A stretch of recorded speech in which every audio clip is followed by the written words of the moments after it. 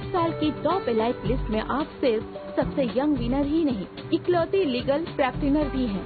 पिछले साल herbal tea trademark case ने इंडस्ट्री में धूम मचा दी थी और इस साल रोमी और मॉरिस ने दो बड़ी कंपनियों के बीच हुई प्लेरिज्म लॉ सूट ने भी सभी लोगों का ध्यान अपनी तरफ आकर्षित किया है। मैं पिछले 11 साल से लॉ प्रैक्टिस करती आ रही हूँ और जब मैं स्कूल में गई तो लॉयर्स मुझे असली हीरोज लगते थे। इन 11 सालों में मुझे ये समझ आया कि हम लॉयर्स बस कानून के रखवाले हैं। हमारे समाज में सब चैन से जी पाए इसलिए कानून को बनाया गया और कानून सबसे ऊपर है।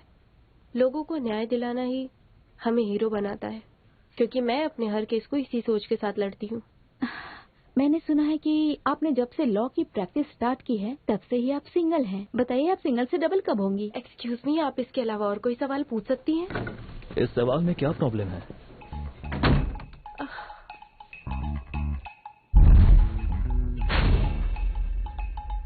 ओह मिस्टर लू, मैंने पूरी स्क्रिप्ट चेक कर ली है, लाइटिंग भी ठीक है। ऊपर से फाइल लेकर आती हूँ। सुनिए, साउंड क्लियर नहीं है, आप हमारे लिए माइक पकड़ लेंगे प्लीज?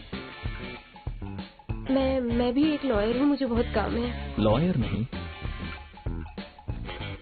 प्यारा लीगल का हो। तुम्हारा बॉस कौन है? मुझसे ज्यादा तुम बिजी हो।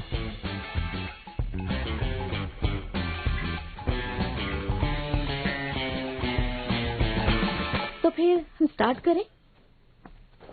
मिस्टर लो, कांग्रेचुलेशन। इस साल के टॉप 10 एलाइट के लिस्ट में आप सबसे यंग विनर ही नहीं बल्कि इकलौते लीगल प्रैक्टिनर भी हैं। पिछले साल हर्बल टी ट्रेडमार्क केस ने इंडस्ट्री में धूम मचा दी थी और इस साल रोमी और मॉरिस ने भी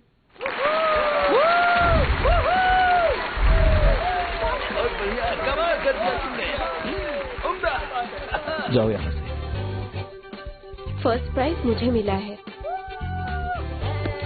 कांग्रेचुलेशंस लूजन, इन्होंने पूरी सिटी में टॉप किया है, इसलिए इन्हें एक ग्रैंड प्राइज स्कॉलरशिप दिया जाता है। ये तो पहला सेमेस्टर है, अगले में बताऊंगी तुम्हें।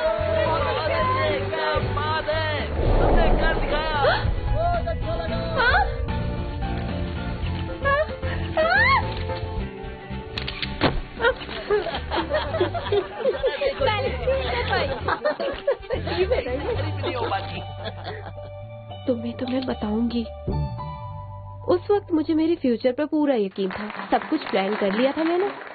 फर्स्ट ईयर में स्टूडेंट काउंसिल और डिबेट टीम ज्वाइन करना, सेकेंड ईयर में बेस्ट स्टूडेंट का अवार्ड मिलना, थर्ड ईयर में इंटरनेशनल जर्नल्स में अपने पेपर्स पब्लिश करना और फोर्थ ईयर में एक अच्छी लॉ कंपनी में इंटर्नशिप करना, साथ में पीजी करते हुए प्रमोशन भी पा लेना, 11 साल की मेहनत के बाद एक अच्छी पोजीशन पा लेना। भगवान, मुझे इतनी बड़ी सजा क्यों दी?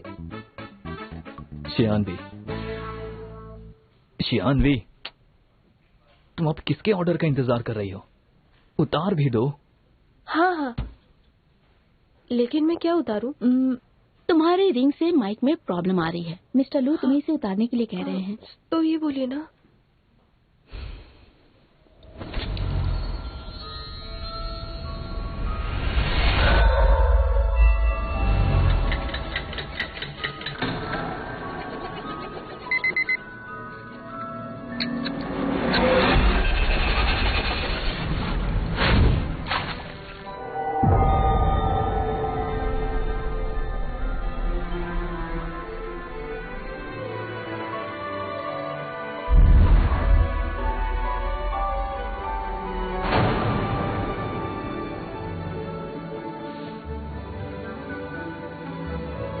अगर मैं 11 साल पीछे चली जाऊं तो अपनी लाइफ को एक नई दिशा दे पाऊंगी, नई शुरुआत करूंगी।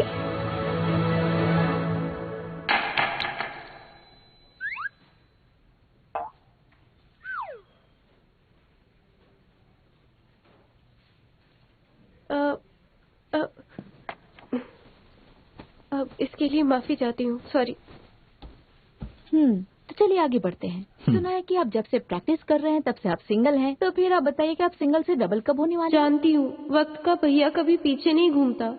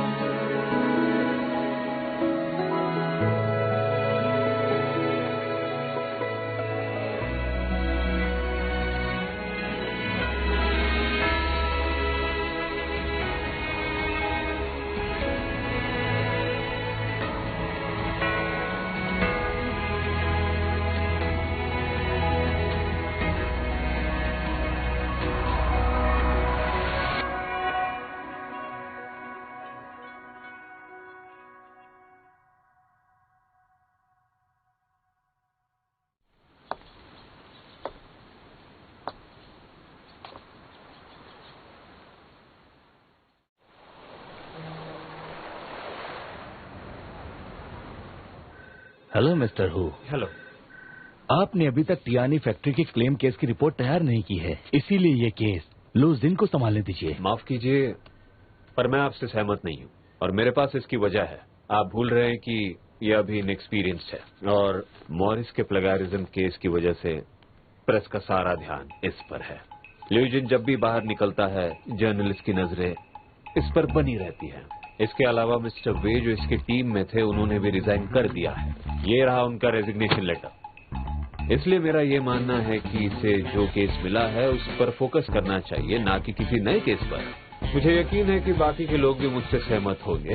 आपको बताना चाहूंगा कि कोर्ट में एविडेंस जमा कर दिए हैं। मैं ये केस मिस्टर वी के बिना भी जीत जाऊंगा। पर मिस्टर वू, मेरे ख्याल से आपका बहुत बड़ा नुकसान हो चुका है। क्या मतलब है? सुना है कि टियान ये फैक्ट्री इस मामले को कोर्ट में नहीं ले जाना चाहती है। मेरा नफा नुकसान छोड़ो, अपने आप पर ध्यान दो। अगर कभी लॉ छोड़नी पड़ जाए तो इससे पैसे कमा सकते हो। एक्सक्यूज मी, आप लोग मीटिंग जारी रखिए, मुझे किसी जरूरी काम से जाना पड़ रहा है। लू जिन, वैसे देखा जाए तो तुमने मिस्टर हु की मदद की है, पर यही बात तुम किसी और अंदाज में कह सकते थे। जिस दिन मैं कोई केस हार जाऊंगा ना, मेरा ये एटीट्यूड भी बदल जाएगा। फिर तो ये कभी नहीं होगा। मैं आज तक एक भी पेटेंट इन्फ्रिंजमेंट केस हारा नहीं हूँ। मॉरिस केस की फिक्र मत कीजिए, वो सब मैं संभाल लूंगा। कोर्ट को हमारे एविडेंस आइडेंटिफाई करने दीजिए। ठीक है। एक और बात, इस क्वार्टर की फाइनेंशियल रिटर्न पिछले क्वार्टर से बहुत ज्यादा ड्रॉप हुई है, इसलिए जितने भी छोटे टारगेट्स हैं उन्हें कुछ दिनों के लिए साइड कर दीजिए। सिर्फ हाई रिटर्न रेट वाली केसेस पर फोकस कीजिए। तो चलिए अब मीटिंग शुरू करते हैं।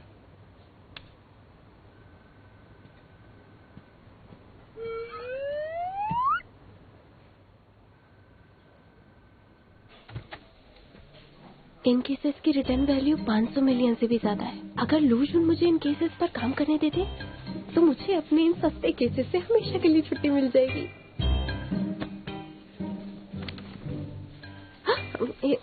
तो तुम्हें छुट्टी चाहिए, क्यों? नहीं, आखिर मुझे छुट्टी की जरूरत क्यों होगी? एक असिस्टेंट तो अपने बॉस की परछाई बन के रहती है। बॉस की खुशी में ही उसकी खुशी होती है। आपको प्लेन से जाना होगा तो मैं आपके लिए प्लेन उड़ाना भी सीख लूंगी। आपको अच्छा खाना खाना होगा तो मैं 5 स्टार होटल से खाना मंगवाऊंगी। ये लीजिए आपका ब्रेकफास्ट।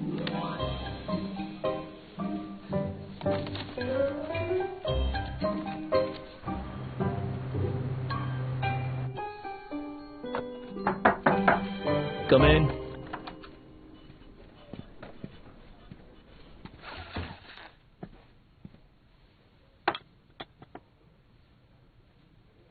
सुनिए बॉस। सुन लिया। पर मैंने तो अभी कहा ही नहीं। जब भी तुम सुनिए बॉस कहती हो तो कुछ भी अच्छा नहीं होता है। पहले मेरी बात सुनिए। वो क्या है, इस मॉरिस के केस पर हम लोग बहुत ज्यादा मेहनत कर रहे हैं। हमारा पूरा समय बस इसी केस के लिए एविडेंस ढूंढने में बीत जाता है और हम ये केस जीतने ही वाले हैं। और ज़ैंग यंग, तुम्हें असिस्ट करते हुए मेरे 4था साल है, इसलिए मैंने सोचा क्यों ना इस खास दिन को खास तरह से सेलिब्रेट किया जाए। तुम्हें नहीं लगता कि मेरी सैलरी बढ़ा देने से ये दिन और भी खास हो जाएगा? मैं सोच रही थी। समझ गया। ओके। नहीं, तुम खुद को समझते क्या हो? इतना एटीट्यूड कहाँ से लाते हो? हमने 4 साल से एक ही कॉलेज में साथ पढ़ाई की है और मैं तुम्हें असिस्ट कर रही हूँ, पर सब जानते हैं कि मुझ में तुमसे बहुत ज्यादा काबिलियत है। मैं कितना ज्यादा दिमाग इस्तेमाल करती हूँ इसका सबूत मेरे ये झड़ते हुए बाल हैं। सबका प्रमोशन हुआ है पर मेरा क्यों नहीं? उनको प्रमोशन इसलिए मिला क्योंकि उनके पास प्रैक्टिसिंग सर्टिफिकेट है और तुम्हारे पास, तुमने जुडिशियल एग्जाम भी पास किया है और तुम मुझसे सैलरी बढ़ाने की बात कर रही हो। नहीं, मेरा मतलब, हाँ देखो अब मैं बदल गई हूँ, मुझे सब आ गया है। ठीक है, तुम समझदार हो गई हो तो मेरी फीस निकालो। 1 घंटे के 56,000। अब बोलो। रहने दो। Good bye boss.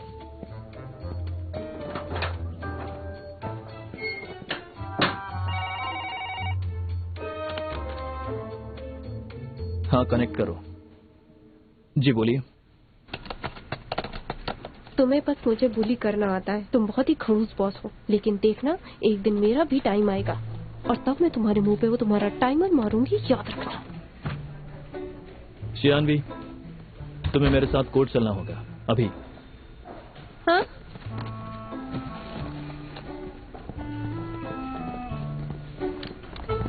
ये नहीं हो सकता।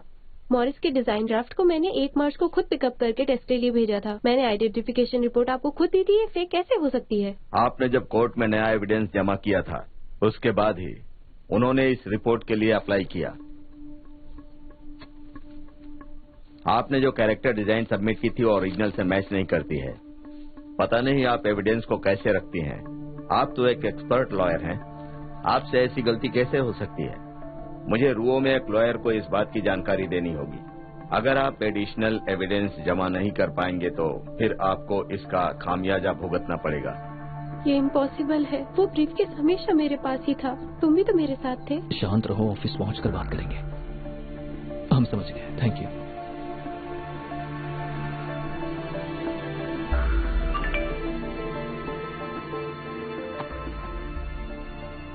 मिस कियान, आपकी डिलीवरी दरवाजे पर रख दी गई है।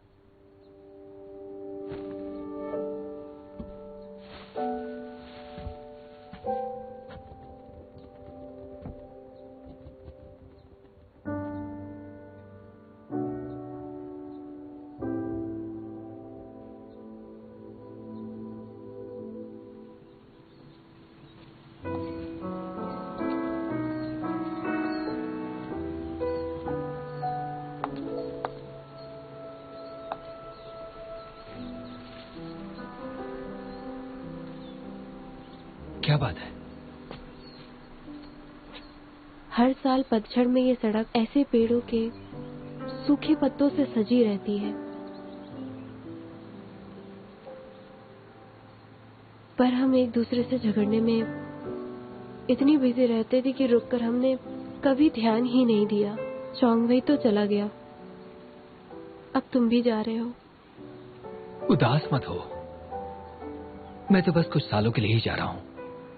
जब वापस आऊंगा तब मेरे पास बहुत सारे पैसे होंगे, फिर सब ठीक हो जाएगा।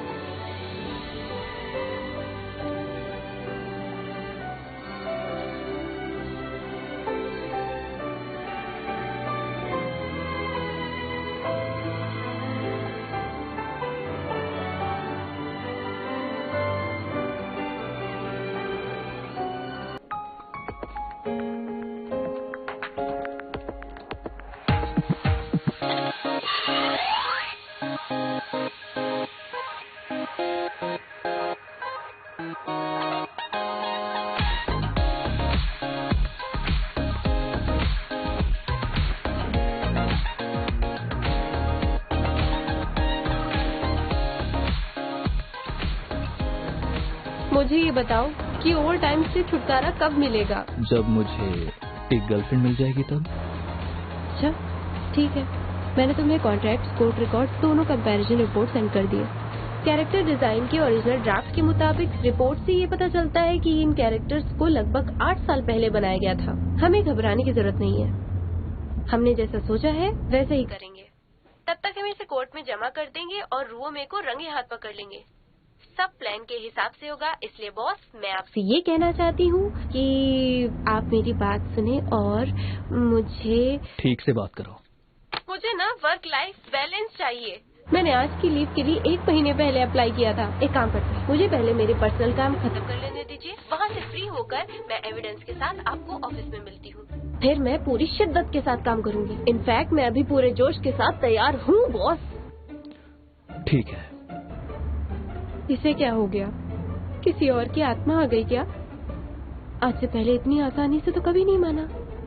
ली चोंगविन AES का लीगल डायरेक्टर बनकर यहाँ लौटा है। AES ने बिजनेस इंडस्ट्री के बहुत से फेमस लोगों को उसके लिए इनवाइट किया है। जब तुम अपना पर्सनल काम निपटा रही हो कि मैं चाहूंगा कि तुम मेरे साथ वहाँ से कुछ ब्लैंक कॉन्ट्रैक्ट्स लेकर यहाँ पहुँचो। इसलिए ऑल द बेस्ट। तुमने बिल्कुल सही कहा, मैं अभी वहाँ जा रही हूँ। Bye bye. खड़ूस, एक हैवान कभी देवता नहीं बन सकता। प्लीज मेरी मदद कीजिए, मुझे बस किसी से मिलना है, मैं तुरंत आ जाऊंगी। अगर मैं चेंज करने जाऊंगी तो बहुत लेट हो जाएगा। ये फॉर्मल इवेंट है मैम। जानती हूँ ये फॉर्मल इवेंट है, पर मेरा भी उससे मिलना बहुत जरूरी है। ये प्लीज मेरी मदद कीजिए। 91।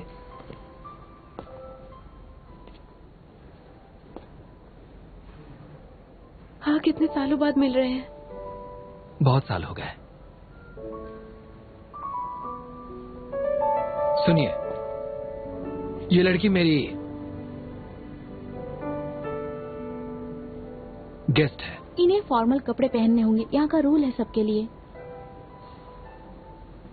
कोई बात नहीं, ये काम करते हैं, तुम अंदर जाओ, मैं पास की मॉल से कपड़े ले आऊंगी। 1 मिनट रुको, यही आपका रूल है ना? ठीक है।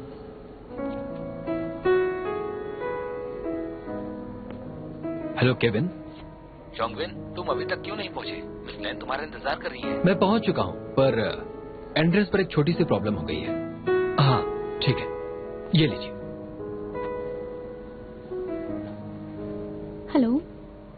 अच्छा, हाँ हाँ ठीक है, समझ गई। Mister Lee, I am sorry, आप अंदर जा सकती हैं।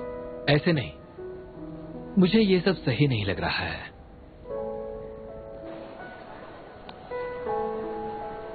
मैं ऐसी पार्टी तो बस एक ही बार अटेंड करूंगी। तुम्हें जूतों पर इतने पैसे खर्च करने की जरूरत नहीं थी।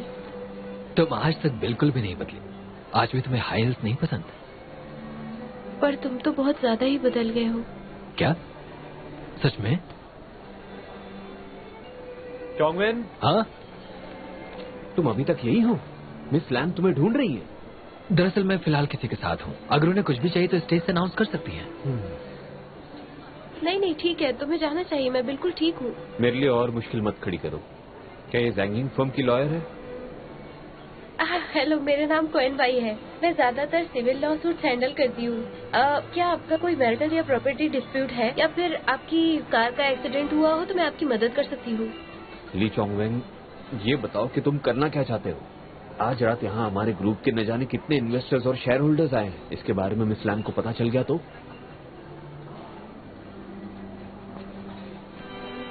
आज रात ये बस मेरी डेट है, ज़ांग की स्टाफ नहीं। अगर मिस लान को कोई प्रॉब्लम है तो मैं संभाल लूंगा। ठीक है, उन्हें तुम ही समझाना। वैसे ही मिस लैन है कौन? मैं उनका नाम पहली बार सुन रही हूँ। क्या उनका जैनियन से कोई डिस्प्यूट है? मिस लैन मेरी बॉस है वे। ये हिल्स हम पर अच्छे लग रहे हैं ना? तुम्हें मेरे साथ ऐसे डिनर्स अटेंड करते रहने चाहिए, फिर तुम्हें हिल्स पहनने की आदत हो जाएगी। लोग ऐसी पार्टीज में क्या सिर्फ क्लाइंट्स को सॉलिसिट करने आते हैं? अगर तुम चाहो तो कुछ लोगों से मिलवा सकता हूँ। लाओ मुझे दे दो। लाओ मुझे दे दो। मैं रख लूंगा, तुम खाना खाओ। नहीं ठीक है, मैं संभाल लूंगा। लाओ मुझे दे दो। एक्चुअली उस बैग में एविडेंस है। तुम ना तो हमारे क्लाइंट हो और ना ही लॉयर, इसलिए तुम्हें देना सही नहीं है। लुनजिन, ज़ानिंग के पार्टनर बनने के लिए मैं तुम्हें कांग्रेचुलेट नहीं कर पाया, और आज तुम सामने हो।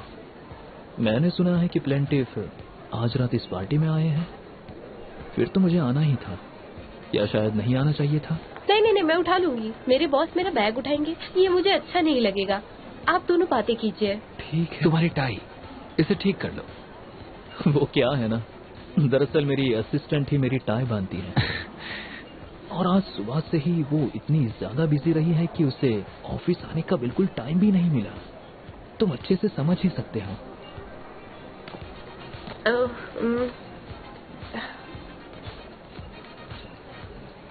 सुना है मॉरिस और रुओ में केस की ट्रायल जल्दी ही शुरू होगी।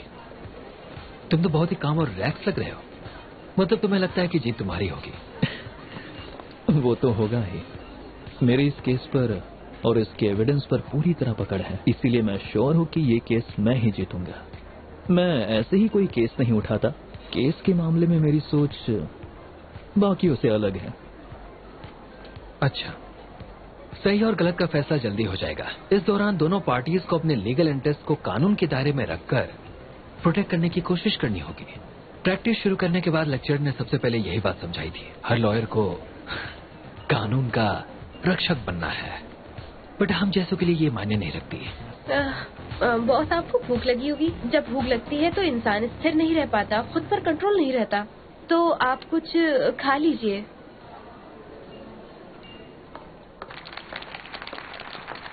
तुम्हें पता है वो AES ग्रुप के फाउंडर की बेटी है। ग्रुप की करंट CEO लान ही अभी हाल ही में ली चोंगवेन के साथ चाइना वापस लौटी है।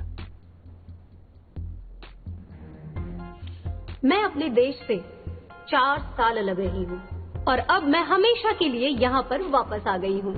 यहाँ सारे गेस्ट AES के पुराने दोस्त हैं, इसलिए यहाँ आने के लिए मैं आप सबका दिल से स्वागत करती हूँ। आज मैं यहाँ आप सबको एक अच्छी खुशखबरी सुनाने वाली हूँ। आप सबको जान के खुशी होगी कि AES ग्रुप ने एक गेम कंपनी को एक्वायर किया है जिसका नाम है रूमी। इससे हमारा ग्रुप अब गेमिंग इंडस्ट्री में भी अपनी पकड़ बनाने के लिए पूरी तरह से तैयार है। मैं जानती हूँ कि आप लोग ये सोच रहे होंगे कि रूमी ने तो हाल ही में मॉरिस के खिलाफ एक लॉ सूट फाइल किया है, इसलिए तो हमने रूमी के लिए सबसे अच्छी स्ट्रेटेजी ढूंढ निकाली है। तो स्वागत करते हैं AES के नए लीगल डायरेक्टर मिस्टर ली चोंगवेन का।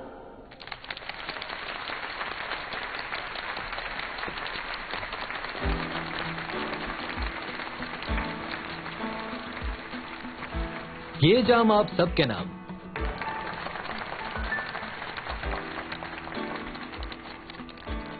जिन्हें नहीं पता है उन्हें मैं ये बता देती हूँ कि मॉरिस ने जिन लॉयर्स को हायर किया है वो चोंगवेन के जूनियर्स हैं और वो इस वक्त हमारे बीच मौजूद हैं। मैं आप सबके सामने उन्हें गुडविल के तौर पर एक ऑफर देना चाहती हूँ। अगर मॉरिस सबके सामने अपनी गलती मान ले और अपने शेयर का 2% हमें दे दें तो हम इस मामले को कोर्ट नहीं ले जाएंगे। आपका क्या कहना है? ये आज तक कभी कोई केस नहीं हारी है। सही कहा। सांगिंग, उसके लॉयर्स यहाँ क्या कर रहे हैं? हाँ वही तो, ये यहाँ क्यों आई है? देखो मुझे नहीं पता, मैंने बहुत सुना है, मुझसे मत पूछो। शायद हो सकता है कि उसे कुछ पता हो।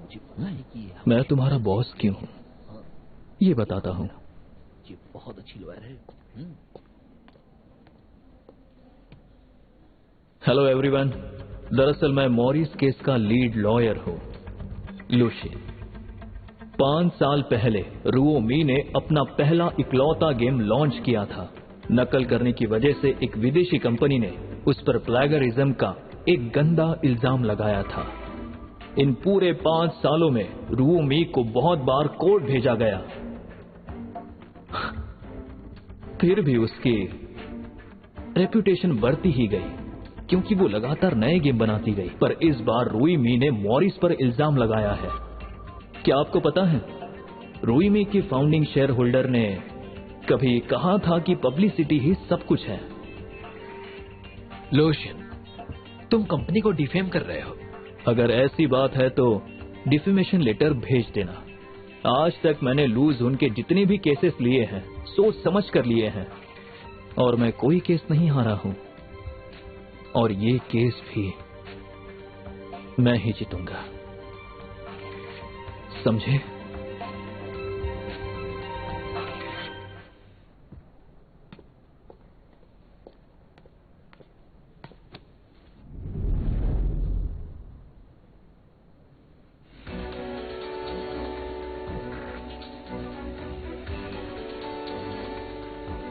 तुमने कहा था कि तुम सिर्फ मेरा साथ दोगे। मैंने ये भी कहा था कि तुम जो चाहो वो करना, लेकिन उसे इन सबसे दूर रखना। जानवे, ये मेरी कियानवे की पर्सनल बात है, तुम उसका हाथ छोड़ दो। बॉस हूं मैं इसका।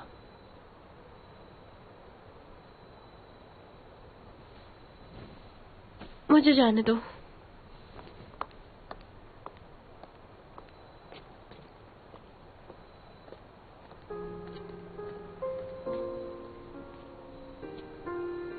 आज जो भी हुआ वो बस एक इत्तेफाक था। मैं तुमसे मेरे प्रमोशन की बात करने ही वाला था। हम साथ में इस खुशी को सेलिब्रेट करते, पर तभी ल्यू जुन वहां आ गया और उसने लान ही को मजबूर किया ये सब करने के लिए। इसीलिए उसने ये सारी बातें सबके सामने की। रुओमे की वैल्यूएशन अभी हुई, लेकिन एईएस उसे एक्वायर करने की प्लानिंग कम से कम 2 साल पहले से तो कर रही होगी ना। हम हर हफ्ते फोन पर बात करते थे। तुम जानते थे कि मैं मॉरिस का केस हैंडल कर रही हूँ, पर तुमने मुझे कभी नहीं बताया कि तुम रुओमे के साथ हो। मुझे लगता था कि तुम मुझे मिस करते हो इसलिए बात करते होगे, लेकिन तुम केस की इंफॉर्मेशन के लिए बात करते थे। अब समझ आया। हाँ, हम जो कुछ भी प्लान करते थे उसकी सारी खबर रुओमे तक पहुंचाने वाले तुम थे। हमसे तुम्हारा मतलब तुम और लूजिन है।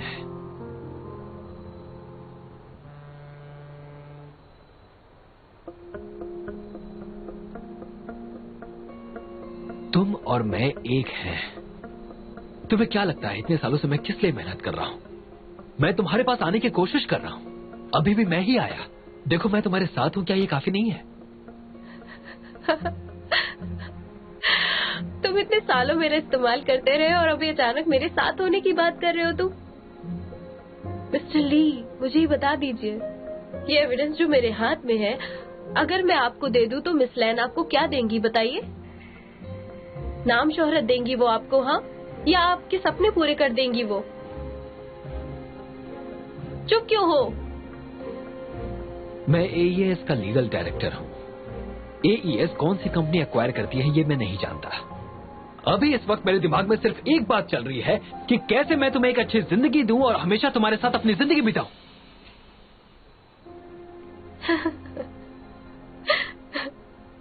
पहले तुमने कहा था कि तुम एक अच्छी लॉयर बनना चाहते हो। ठीक है, मुझे पीजी करनी थी, पर मैंने तुम्हारे साथ केसेस लेने शुरू कर दिए थे और फिर तुम मुझसे कह रहे हो कि मैं अपने कैरियर को दोबारा सेक्रीफाइस कर दूं? जानवी, मेरी बात को ध्यान से सुनो और ठंडे दिमाग से सोचो, ठीक है? मैं इतनी मेहनत बस तुम्हारे लिए कर रहा हूं। अगर तुम जुडिशियल एग्जामिनेशन पास नहीं करती तो तुम कभी ग्रो नहीं कर पाओगी। तुम्हारे पास मौका है अपनी नौकरी की जगह करोड़ों के शेयर्स का हकदार बनने का। तो सोच क्या रही हो? हाँ, ये तुम्हारा गोल्डन चांस है। ऐसा मौका बार बार नहीं आएगा, ये हम दोनों के लिए है। तुम इस केस में बस एक असिस्टेंट हो। असिस्टेंट होना इतना बुरा है क्या?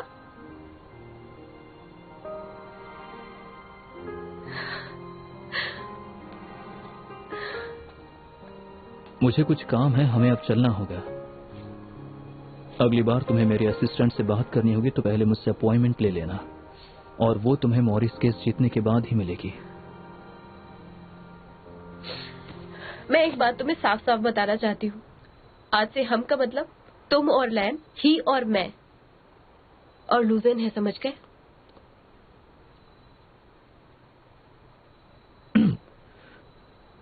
ये कब हुआ?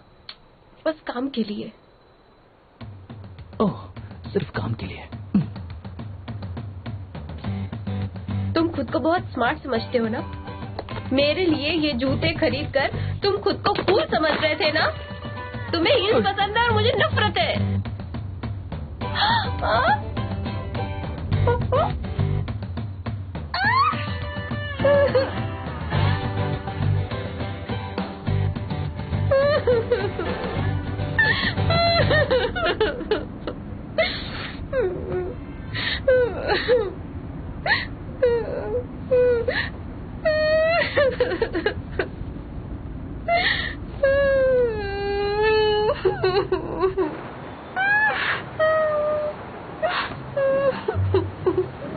ये मैंने तुम्हें बैग पहुंचाने के लिए दिया है। बैग में एविडेंस है। तुम इंसान तो नहीं हो।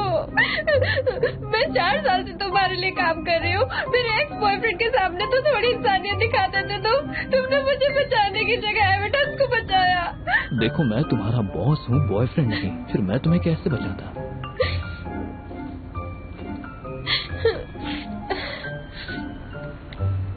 ऐसा कुछ भी नहीं हुआ। मुझे अब जिंदगी भर लूजिन के साथ काम करना पड़ेगा। क्या बात है, तुम दोनों साथ में मजे कर रहे हो ना? कोई बात नहीं, सब ठीक हो जाएगा, चिंता मत करो। कल से वैसे भी तुम्हें ओवर टाइम करना पड़ेगा। मुझे कुछ भी नहीं हुआ, तुम्हारे साथ काम करते हुए मेरा दिल पत्थर हो गया है।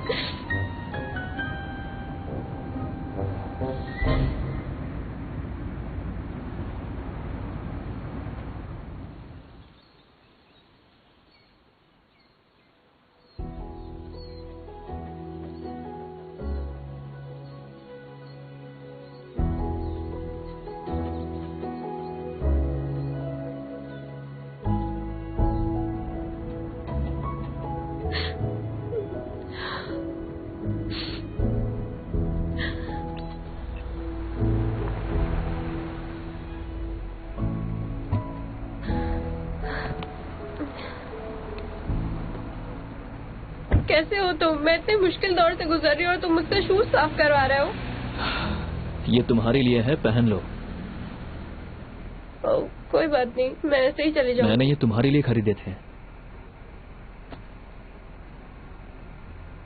तुम्हें इतनी फिक्र क्यों है?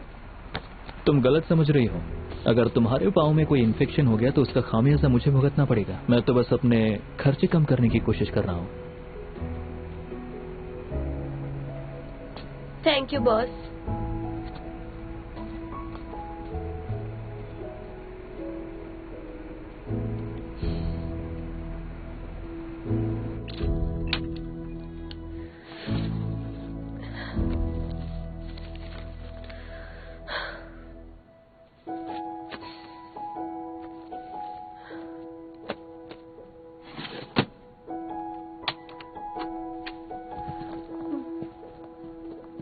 मिस्टर वाई, क्या आप मेरे साथ चलना चाहेंगे? हम टैक्सी शेयर कर सकते हैं। मुझे बहुत सारा काम है, मैं शायद आज रात यहीं पर सोऊंगा।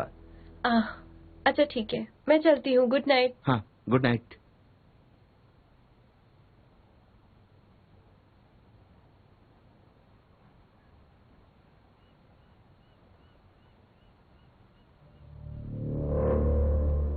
जब मुझे पता चला कि ली चाउमिन राओमी का केस हैंडल कर रही है, मैंने तभी तुम्हें कियान वी को केस से हटाने के लिए कहा था। मैं शियान वी को जानता हूँ, वो काम के मामले में मुझे कभी धोखा नहीं देगी। उस रात की सिक्योरिटी फुटेज भी डिलीट कर दी गई है। बिना सबूत के तुम उस पर यकीन कैसे कर सकते हो? क्या तुम ये प्रूव कर सकते हो कि मिस्टर वी ने रिजाइन करने से पहले चोरी की है? वो 2 हफ्तों से वापस नहीं आया है। अब बताओ तुम उसे कहाँ पर ढूंढोगे? बताओ मुझे। जो केस हम लगभग जीत चुके थे, अब वो हार रहे हैं हम लोग। क्या कर सकते हैं? देखिए, एक प्रॉब्लम के बहुत सारे सॉल्यूशंस हो सकते हैं। तुम चाहे कुछ भी कर लो, पर हम इस प्रॉब्लम से बाहर नहीं निकल सकते। गेम पेज और कैरेक्टर का ओरिजिनल एविडेंस कहाँ से लाएंगे? तो नए एविडेंस मैं ढूंढ लूंगा और इसकी गारंटी मैं देता हूँ। लूसिन, तुम ये सब कैसे करोगे? हाँ, चलो बताओ। तुम आखिर कब तक मुझे नया एविडेंस ला कर दोगे? बताओ मुझे। अरे बताओ ना। तुम तो जानते हो कि दूसरी हेयरिंग तक कोर्ट मोरिस के सारे एसेट्स फ्रीज कर लेगा। मुझे तुम्हें ये सब बताने की जरूरत तो नहीं है। तुम एक लॉसूट 3 साल तक तो लड़ सकते हो, पर क्या क्लाइंट ये सब कर सकता है? तुम्हें पता है ना कि हमने एक बहुत ही इम्पोर्टेंट एविडेंस को खो दिया है। अब हम क्लाइंट को क्या कहेंगे? किसी को कुछ भी कहने की जरूरत नहीं है। मैं लीड लॉयर हूँ, समझे? इन सब की जिम्मेदारी मैं अपने सर पर लेता हूँ। मेरी गलती है। लो सुन, तुम इसकी जिम्मेदारी तो अपने सर पर ले लोगे, पर उसका अंजाम क्या होगा तुम जानते हो? जैंगिंग ऐसे पार्टनर को साथ में क्यों रखेगा जो अपने क्लाइंट का भरोसा नहीं दे सकते?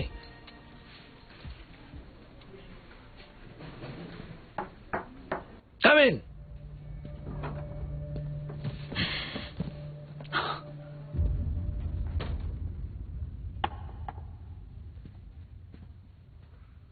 ये सब मेरी वजह से हुआ है। मैं ही ट्रायल से पहले एविडेंस को ना रिसीव कर पाई और ना ही सेफ रख पाई। मुझे रिजाइन देना चाहिए, लेकिन मैं कसम खाती हूँ मैंने किसी के साथ धोखा नहीं किया। मैं चलती हूँ। मैं तुम्हारा बॉस हूँ, तुम मुझे पूछे बिना रिजाइन नहीं कर सकती। मैं एक लीगल असिस्टेंट हूँ जिसने नेशनल जुडिकल एग्जामिनेशन पास किया।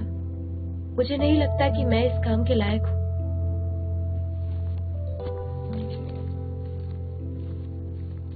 माफ कीजिएगा, आपको ना मुझसे अच्छे असिस्टेंट की जरूरत है।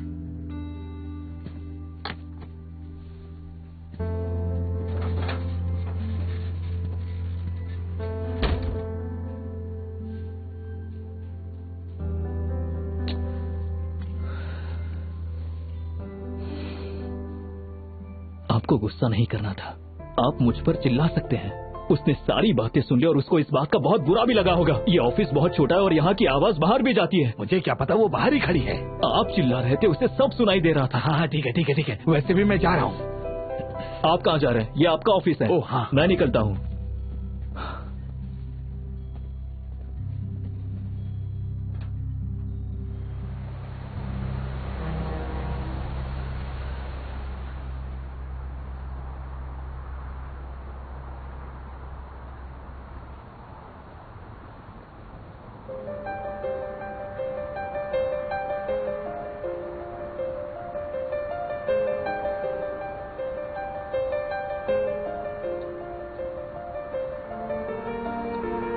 जब मैं तिब्बत गया था तब मेरे गाइड ने मुझे इसके बारे में बताया था। मैंने बहुत पैसे खर्च करके इसे खरीदा था। उसने कहा था कि जब कभी जिंदगी तुम्हारे हिसाब से ना चले तब इसे घुमा देना, तुम्हारा वक्त बदल जाएगा और सब कुछ सही हो जाएगा। तुम बिल्कुल चिंता मत करो। झूठ बोला आपने, जिंदगी अपनी मर्जी से ही चलती है। पर मैं पूरे यकीन के साथ कह सकता हूँ,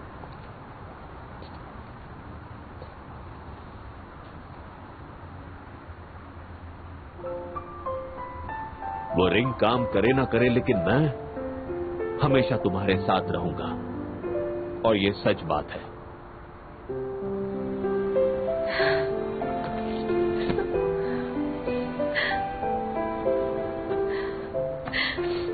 मैंने आपको बहुत मिस किया।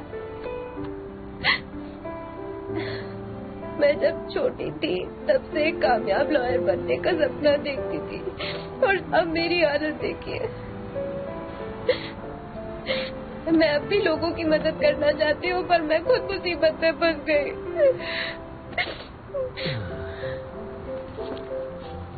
मेरी मदद कोई नहीं कर सकता। मेरी बेटी को किसी की मदद की जरूरत नहीं है। वो बहुत स्ट्रांग है। जॉब चली गई तो क्या हुआ, नई जॉब ढूंढ लो। बॉयफ्रेंड से ब्रेकअप हुआ तो क्या हुआ, तो किसी और को मौका दो। हाँ,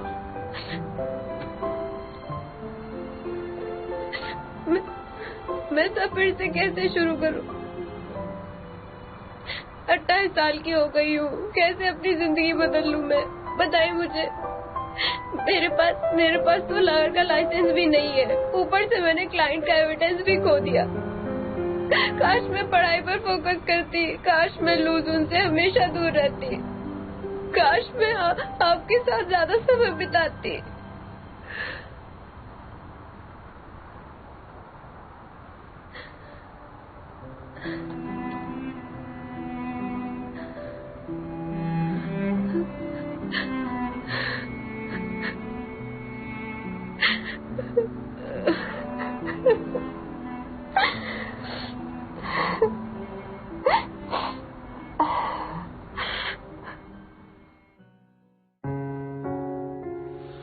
我的余生都是你，一往情深又不羁，恋在人间烟火里，不偏不倚都是你。我的余生都是你，一往情深又不羁，恋在人间烟火里，不偏不倚都是你。我的余生都是你，一往情深又恋在人间烟火里，不偏不倚都是你。我还有无数事情要去做，无数的可能性都会逼着自己去做。还好未来有你会陪着我一起去做，哪怕我会失去无数的东西，哪怕我失去千千万万，但我不能没你。即使一直以你的灵魂，我也如此珍惜。女孩，我发誓对你毫无保留，做我唯一，你是我唯一最美的回忆。特别的定义 ，Yeah baby， 我会为你抵抗全世界，相信你白头到老，携手环游全世界，任何地方有你在就是我的全世界。我就是你的，才会撑起你整个世界，给你整个世界穿过最美的边界，不需要告别，谁让我们如此热烈，是前世的姻缘。躺在闪烁自然的星空，我将你融入我的怀中，我的余生都是你，一往情深永不尽，连在人间烟火里，不偏不倚都是你。I got a crush on you, babe. I can hide it on that feeling. 还需要我再好 through 你知道 how much I love you， 余生都是你。